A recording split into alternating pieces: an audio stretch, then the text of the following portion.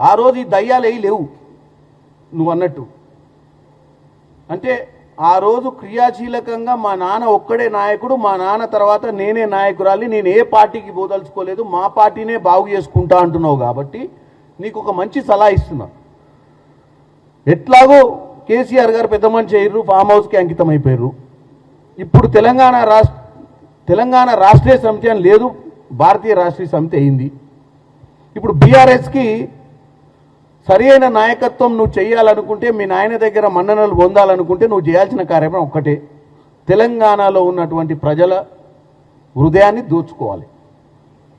మరి హృదయాన్ని దోచుకోవాలంటే ఇట్లాంటి చిల్లర బల్లర మాటలు మాట్లాడుకుంటా పొద్దునో స్టోరీ సాయంత్రం స్టోరీ అల్లినావు అనుకో, చరిత్రలో చాలామంది నీలాంటి వాళ్ళు వచ్చిర్రు, చరిత్రలో చాలామంది నీలాంటి వాళ్ళు ఆగమైపోయారు.